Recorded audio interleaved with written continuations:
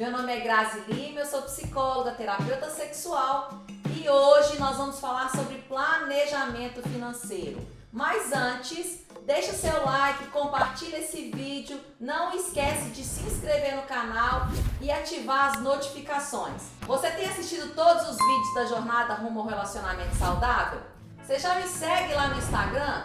Se você ainda não me segue, vai lá, me segue, divulga para os seus amigos, me ajuda a compartilhar esse conteúdo aqui do YouTube sobre a jornada rumo ao relacionamento saudável. Hoje nós vamos falar sobre a parte financeira. Nós entendemos que nós somos mordomos do Senhor, que o Senhor, tudo que tem na terra é dele e que nós só somos mordomos, nós só temos que administrar o que vem dele. Nós vamos usufruir somente daquilo que o Senhor colocou sobre nossas vidas e nós devemos cuidar muito bem de tudo aquilo que o Senhor colocou em nossas mãos.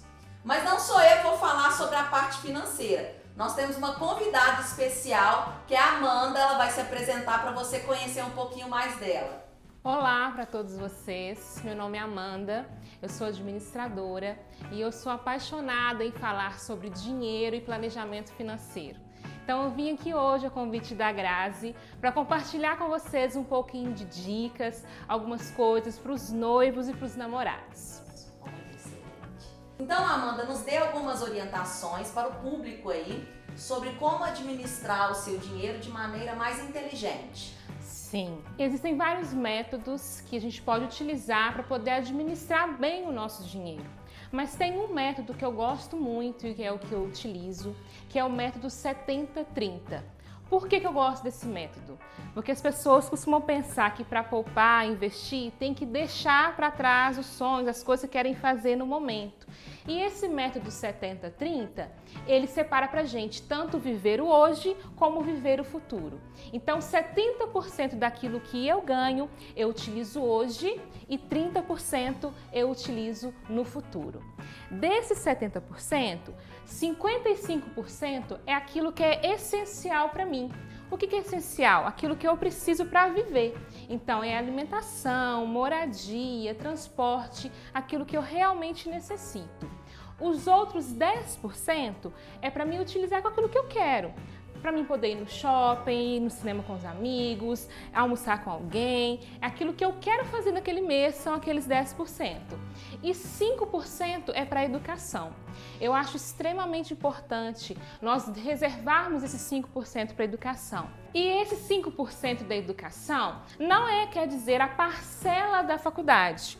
Esse 5% é aquele conhecimento que você vai adquirir através de livros, através de cursos rápidos, aquilo que vai te proporcionar avançar na sua carreira e aumentar a sua renda. Os outros 30% que é para você no futuro, eles significam 20% para você realizar os seus sonhos de curto, médio e longo prazo e 10% para a sua aposentadoria. É um erro nós pensarmos que talvez nós jovens, começando a vida agora, pensando em casar e ter um relacionamento, não pensarmos na nossa aposentadoria no futuro. Porque se a gente não pensa hoje, quando ela chegar, a gente não vai estar preparado. Então eu gosto muito de utilizar esse método de 70-30. E os 10%? Entra em qual dos itens para viver no dia de hoje? Os 10% do dízimo, ele entra no essencial. Porque o dízimo, ele é uma obediência ao Senhor, Aquilo que o Senhor nos fala. Então, ele entra no essencial, no 55%. Levando em consideração o dinheiro que eu quero separar ou reservar para o casamento, ele entra em qual desses, nos 70 ou nos 30? Ele entra dentro dos 30, porque os 30 é aquilo que eu coloco para o futuro. E nos 30 eu divido 20% para os sonhos de curto, médio e longo prazo e 10% da aposentadoria. Então, esses 20% você vai concentrar a realização do sonho do casamento. Então, como vocês podem perceber, nós colocamos essa temática dentro da semana voltada para o público de namorados e noivos, mas isso pode começar a ser feito muito antes você está pensando em entrar num relacionamento. É uma dica aí que a gente está focando para os namorados, mas também serve para os solteiros. Já é uma forma de planejar, Amanda, bem antes de começar num relacionamento. E quanto antes começar, melhor. mais dinheiro vai ter para poder investir no tão grande sonho aí que é o casamento, né? Isso. Então, por exemplo, Amanda, meu filho está namorando e ele está pensando aí no casamento. O ideal seria ele abrir uma conta conjunta com a namorada dele para poder juntar dinheiro e fazer toda essa programação? Não, eu não aconselho, até porque vai se tornar uma só carne só depois do casamento. Então, durante esse momento de namoro e de noivado, mantenham-se com contas separadas, mas sentem, conversem, entendam quais são as expectativas de cada um, para que possam planejar juntos a realização desse sonho. E aí vão estabelecer também qual que é a participação de cada um na realização desse sonho. E aí, à medida que foram estabelecendo os valores, a contribuição de cada um faz a sua organização financeira. E é bom você aproveitar esse momento para poder perceber se essa pessoa que você escolheu é uma pessoa organizada ou desorganizada financeiramente. Eu tive pacientes, por exemplo, que casaram-se com estelionatários e sofreram muito, passaram por grande dificuldade. Então, assim, isso que você pontuou é muito importante mesmo. Você levar em consideração que vai se tornar uma só carne. Durante o namoro, enquanto você está juntando dinheiro, cada um organiza suas finanças, cada um foca no seu dinheiro, no seu controle financeiro, e somente depois de casado, e aí fica para um outro momento, nós vamos falar sobre as finanças voltadas para o casado também. Você continua acompanhando os vídeos que você vai ter mais informações sobre isso. E o que é que precisa ser observado quando a pessoa está aí almejando realização de um sonho, seja o casamento ou qualquer outra coisa? O que ela precisa levar em consideração? Sim, ótima pergunta. Os sonhos, né? Quem de nós não sonha, né? E quer realizar várias coisas. Mas a gente precisa parar para pensar o que é que a gente quer, o que a gente está sonhando. Porque às vezes você fala, eu quero isso, eu quero aquilo outro, mas a gente não para entender o que a gente realmente quer. Então eu trouxe 5 perguntas para vocês, para que vocês se façam para entender o que realmente é esse sonho que você quer realizar. Porque se você não conseguir responder essas 5 perguntas, infelizmente você não vai conseguir realizar esses sonhos. Então, pega aí caneta, papel para anotar essas 5 etapas, porque eu tenho certeza que vai ajudar muito vocês a colocar em prática aquilo que já tem aquele tempão que vocês estão pensando. Então, vamos lá. A primeira pergunta que você tem que se fazer é: o que é esse sonho? E por quê? Parece óbvio demais essa pergunta, mas não é. Às vezes a gente fala assim, eu quero casar. Mas como que é esse casamento? Vai ter festa, não vai ter festa, vai ser no sítio, vai ser na igreja, vai ter quantos convidados? Porque isso vai fazer total diferença. Porque pagar uma festa de casamento para 100 pessoas é uma coisa, para 500 é outra completamente diferente. Então você precisa entender o que realmente é o seu sonho. Então já escreve aí, o que é o seu sonho? Eu quero casamento, mas como que ele vai ser? Quanto mais detalhes você colocar no papel, mais vai te ajudar. A segunda pergunta que você tem que se fazer é quanto isso custa? Por quê?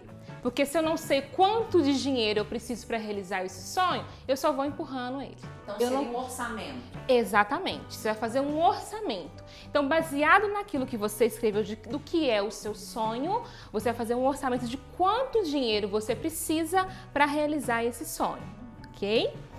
E calma!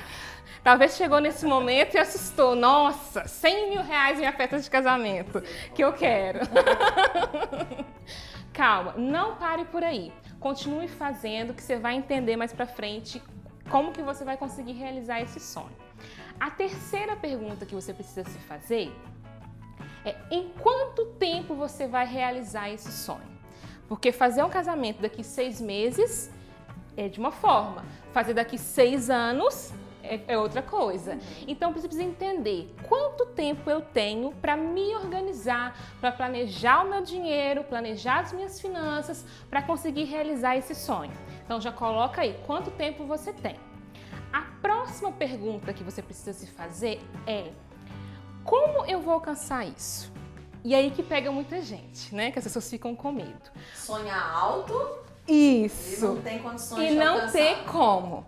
Então eu quero que você agora se permita colocar nesse papel toda ideia que vier na sua cabeça. Por mais maluca que ela seja para você, pense no que você pode fazer de renda extra, com quem que você pode conversar, quem que pode te ajudar nisso. Coloca tudo que vier na sua cabeça do que você pode fazer para alcançar. Vamos supor que você colocou aí que seu casamento você precisa guardar pelo menos por mês R$1.000. Mas você não tem esses R$1.000 para poder guardar por mês para realizar o seu casamento. Então comece a colocar aí nas ideias tudo que você pode fazer, por mais louca que pareça, para conseguir juntar esses R$1.000, ok? O próximo passo, e para mim, Grazi, que é o mais importante é: por que você quer isso? Porque às vezes a gente sonha com uma coisa que não é pra gente. A gente sonha com uma coisa que é expectativa de outras pessoas. E aí fora o perigo. Exatamente. Então se pergunte por que eu quero fazer esse casamento desta forma. Por que tem que ser nesse lugar? Por que tem que ser nessa condição? Por que tem que gastar esse valor? Se pergunte. Eu vou dar um exemplo pessoal meu, Grazi. Eu sempre gostei de carro, desde a adolescência sempre quis dirigir e tirei minha carteira aos 19 anos. Quando tirei minha carteira, os meus pais teve que vender o nosso carro, então nós só ficamos sem carro. E eu coloquei na minha cabeça, eu preciso comprar um carro, eu preciso comprar um carro, eu preciso comprar um carro. Por quê? Porque todos os meus conhecidos e amigos da minha idade estavam comprando carro, tinham tirado carteira e estavam comprando carro.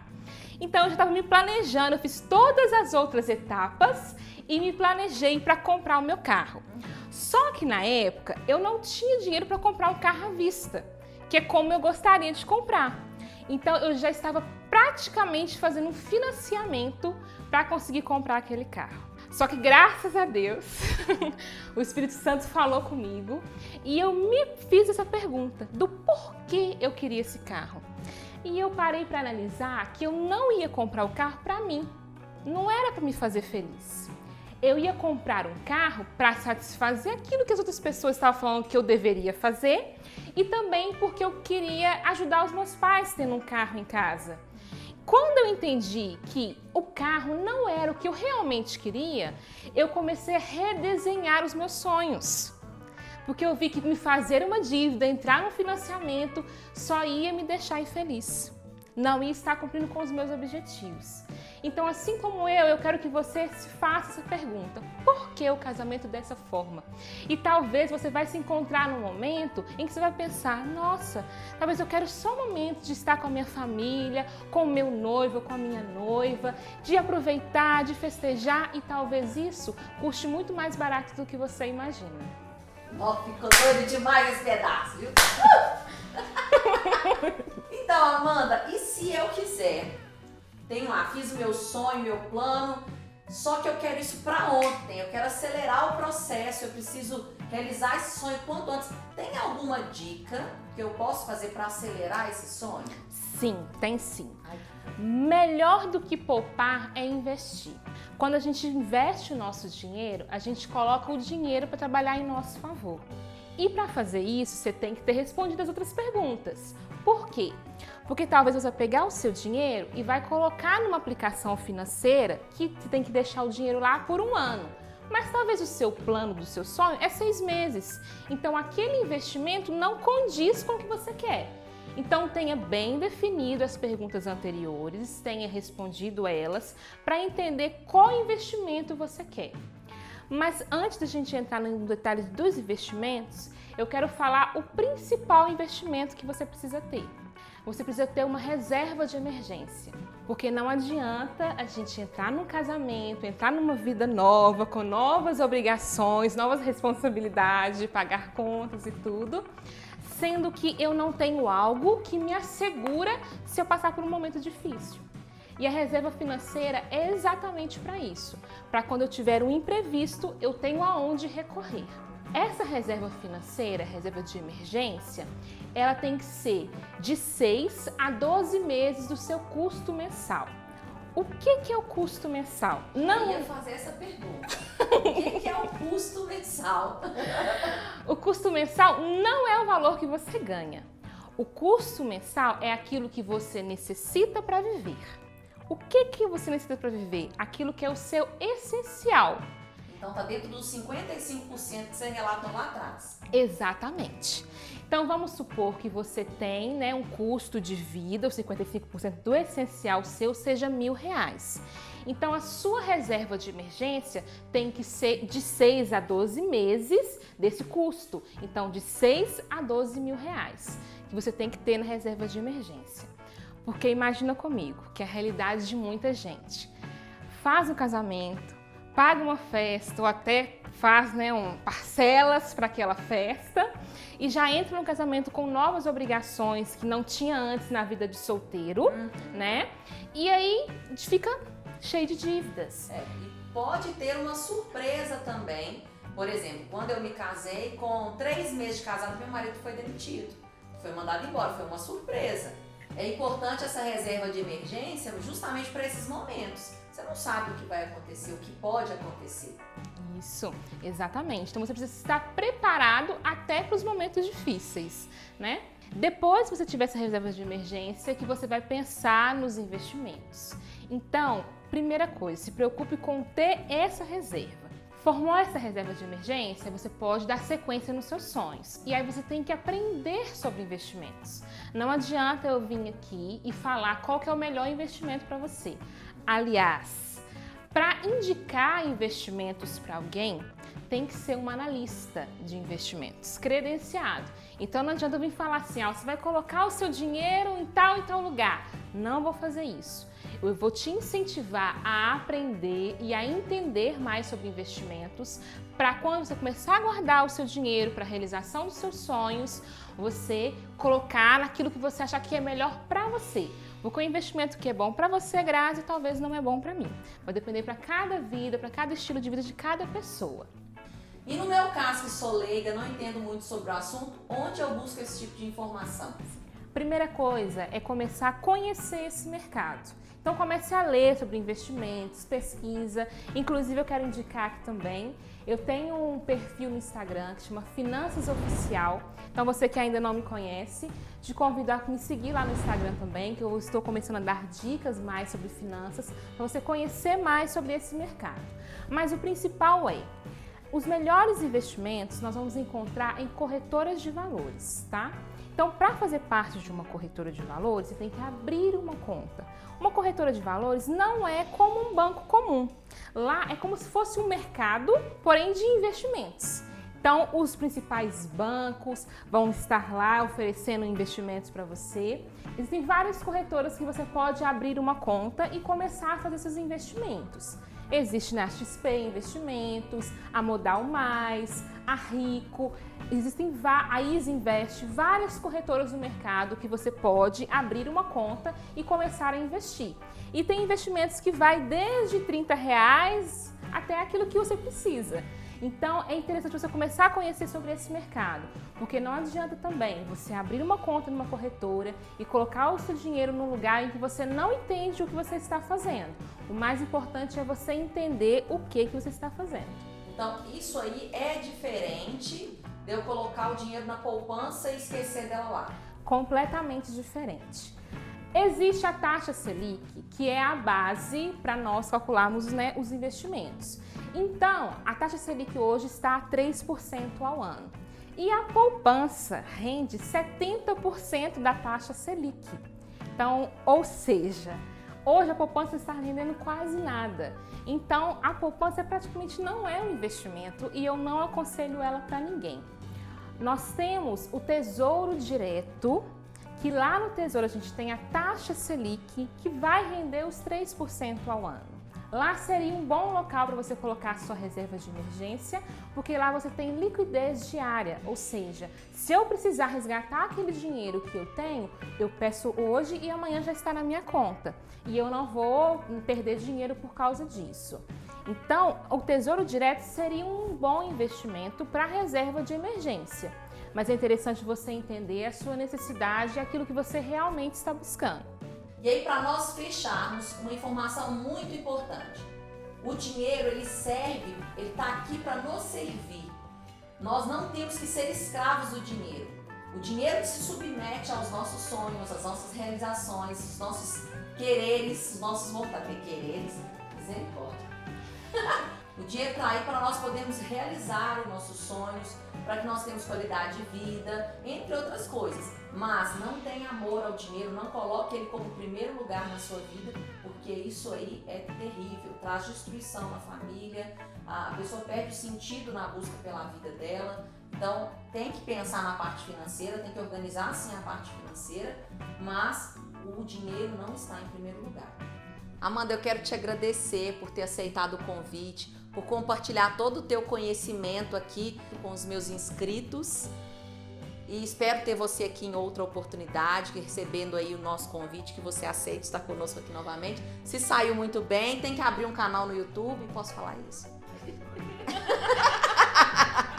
Tem que abrir um canal no YouTube de finanças para nos agraciar com todo o teu conhecimento. Afinal de contas, a gente aprende para poder transbordar na vida do outro, para poder ensinar. É verdade.